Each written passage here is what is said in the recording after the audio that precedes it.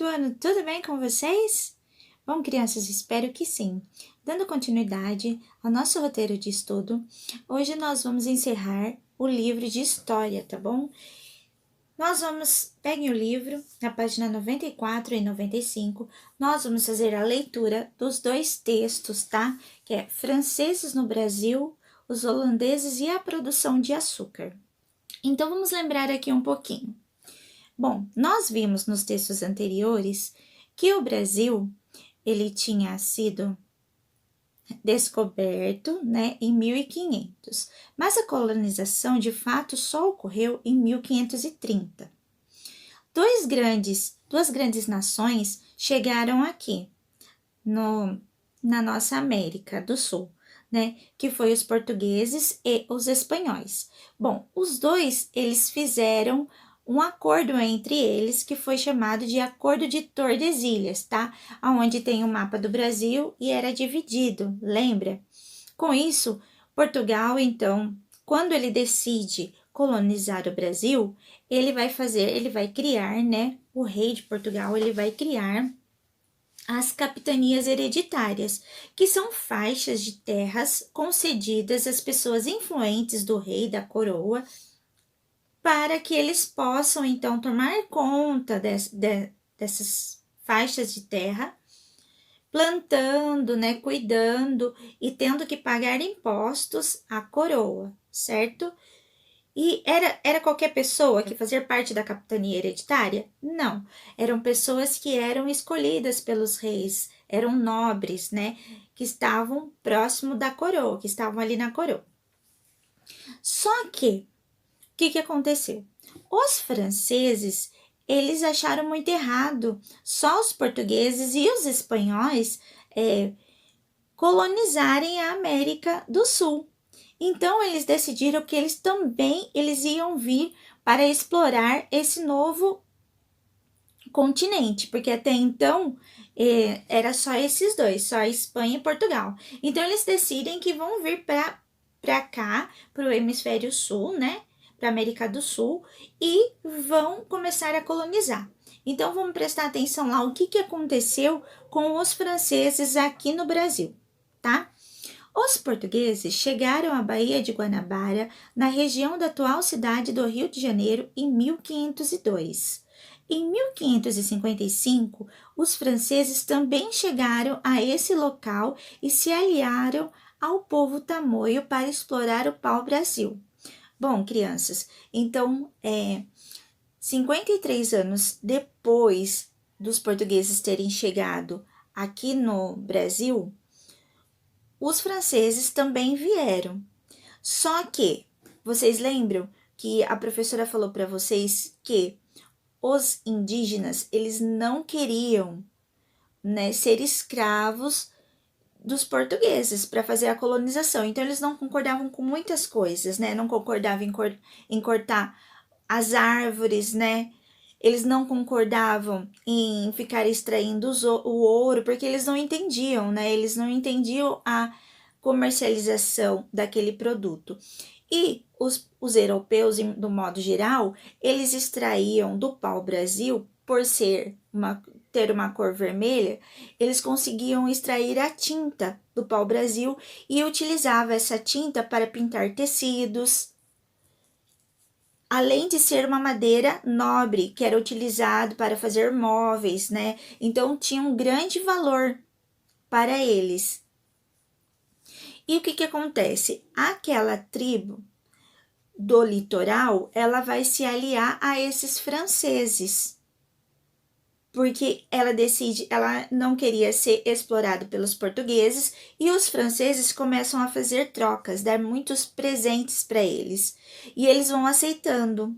Então, eles fazem alianças com os franceses. Para conter esse avanço dos franceses, os portugueses decidiram expulsá-los e ocupar a região. Uma medida importante foi a fundação, em 1565, da cidade de São Sebastião, do Rio de Janeiro. Bom, então aqui nós percebemos que os franceses, eles ficaram por uma década, tá?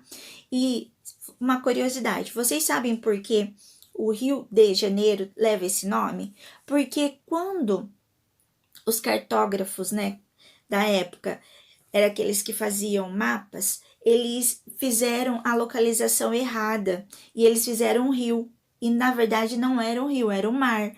E aí colocaram o nome de rio e a data que eles chegaram foi em janeiro, então por isso que eles deram esse nome, Rio de Janeiro, porque foi a data que eles chegaram em Rio de Janeiro em 1555. Foi no dia 2 de janeiro de 1555.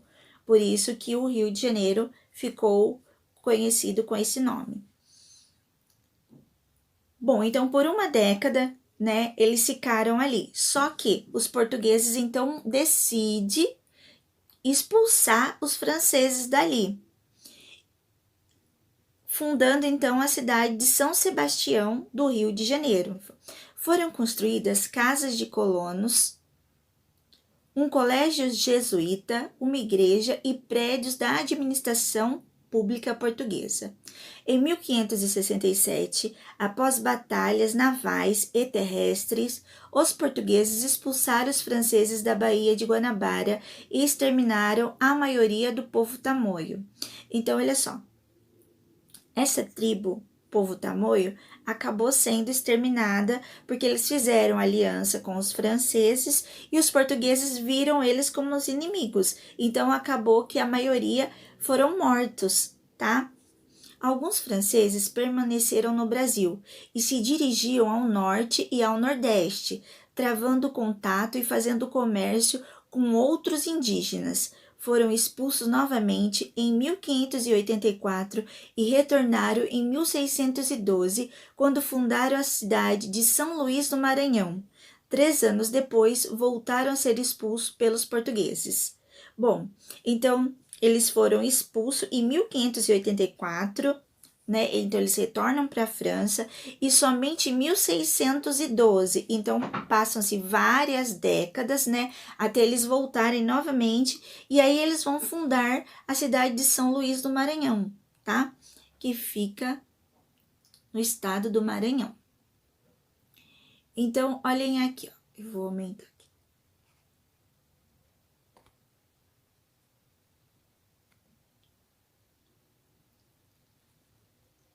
Então, essa é uma pintura, né?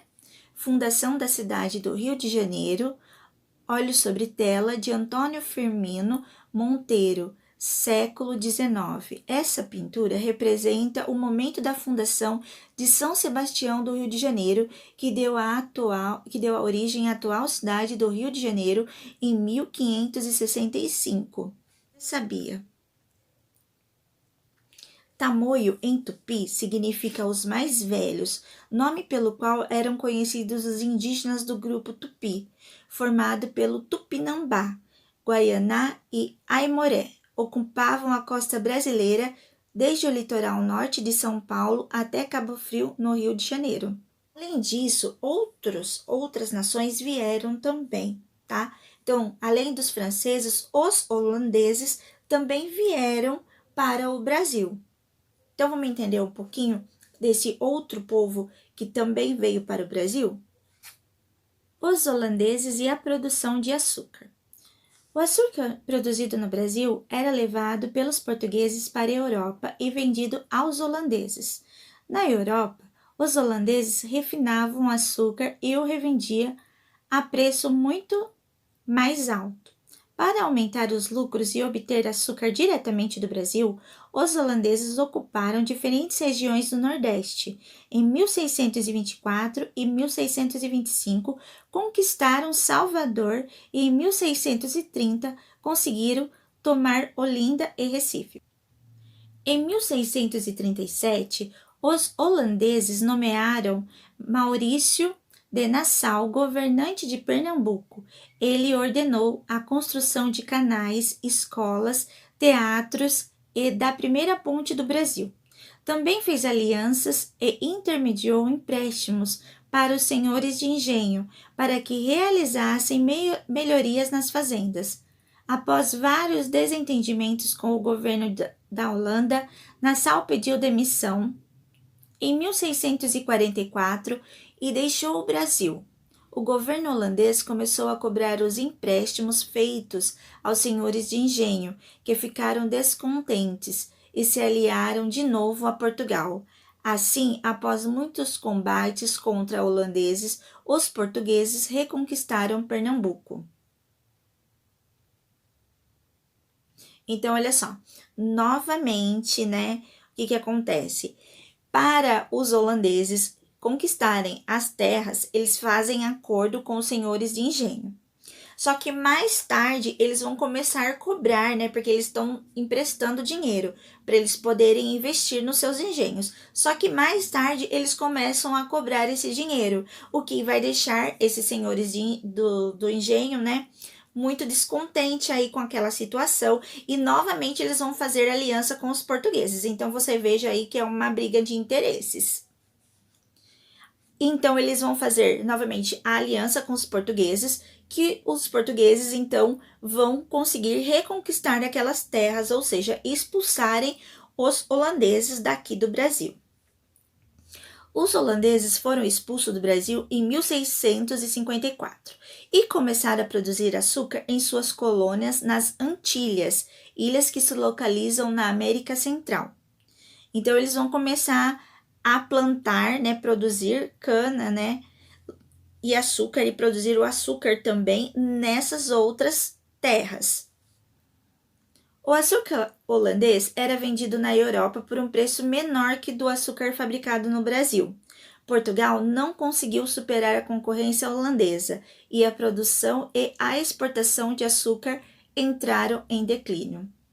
Então, Portugal não vai conseguir concorrer por causa do preço, e aí essa produção de açúcar ela começa a entrar em declínio, e com isso vai surgir então o cultivo do café. Então agora nós vamos para o livro de geografia, nós vamos dar continuidade, tá? Na unidade 4. Então nós estudamos a integração entre os setores econômicos, né? E agora nós vamos lá então para a página 114. Plantar para consumir, plantas para vender. No Brasil, a prática da agricultura ocorre de maneira diversificada, dependendo do modo de vida das pessoas, das técnicas e dos recursos financeiros disponíveis. Quando uma parte da produção agrícola se destina ao consumo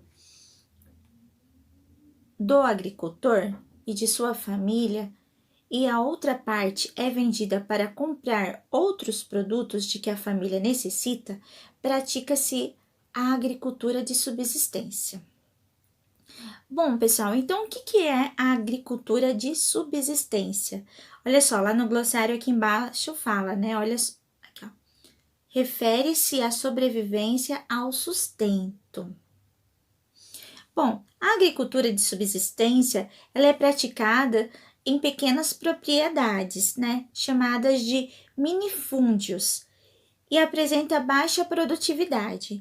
Em geral, o que esses agricultores eles acabam plantando? Eles acabam plantando a mandioca, o milho, o feijão, a batata e hortaliças, sendo que o milho que ele planta é para alimentar os animais que, em geral, eles também criam, né? Como as galinhas ali, no caso, porcos, né? Então, eles acabam tendo alguns animais e eles acabam alimentando esses animais também. Quando toda a produção agrícola é vendida dentro do país ou para outros países, pratica-se a agricultura comercial. Nesse tipo de agricultura, as propriedades se organizam como grandes empresas. Então, olha só, aqui em cima, ó, nós vemos a agricultura de subsistência e mais embaixo, nessa outra foto,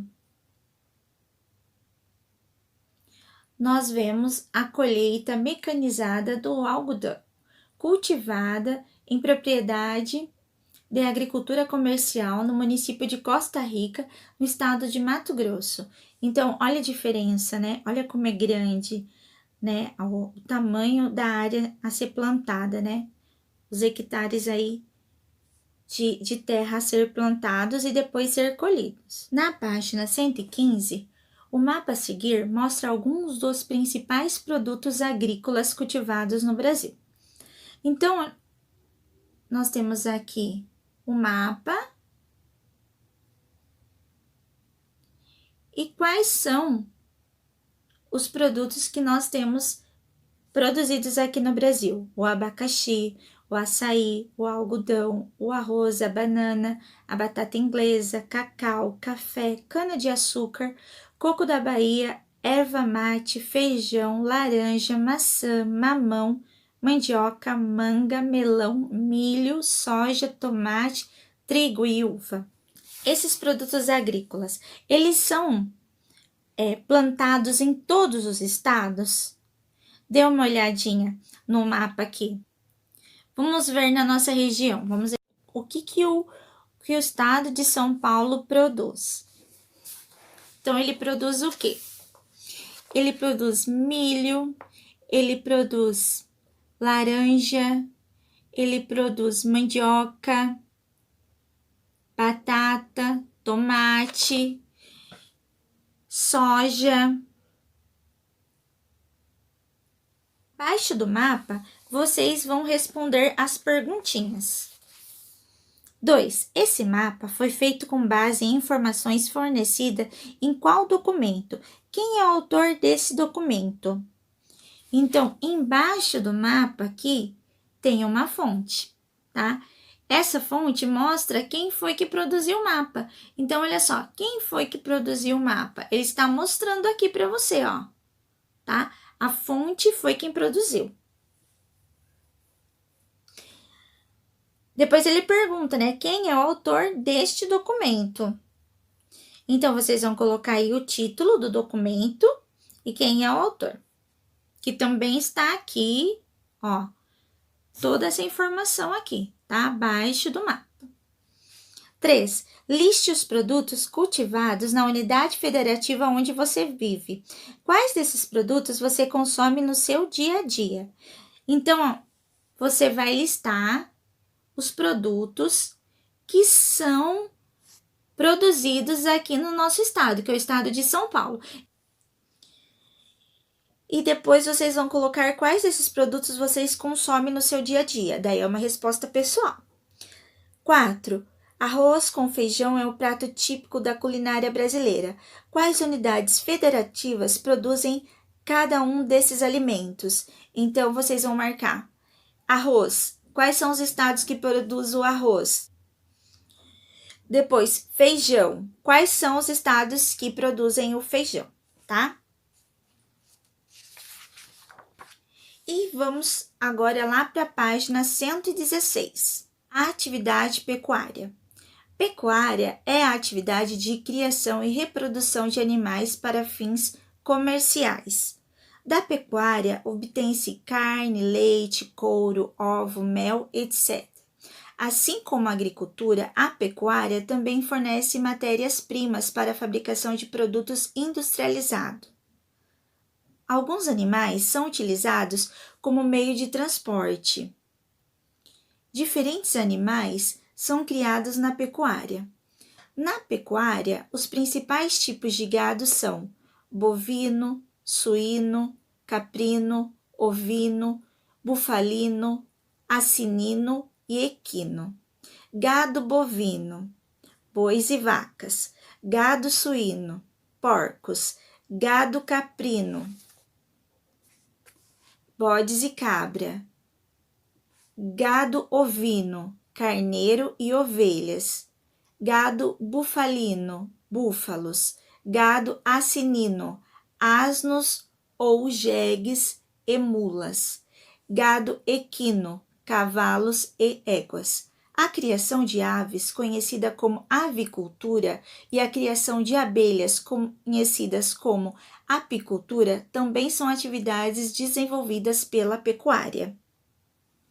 Então, olha só, crianças, na atividade pecuária, é a atividade, então, de criação e de reprodução de animais para fins comerciais, ou seja, para esses animais, eles são produzidos, depois chega uma determinada época, eles têm que ser abatidos, então, para ser comercializados, né? E aonde eles são comercializados? Nos mercados, nos açougues, e o couro dele também vai ser o quê? Vendido. Depois vai faltar a página 117 a 119, que eu vou continuar na próxima aula, tá bom? Bom, crianças, fiquem com Deus. Qualquer dúvida, vocês já sabem, me procurem lá no grupo. Beijos e até a próxima aula. Tchau!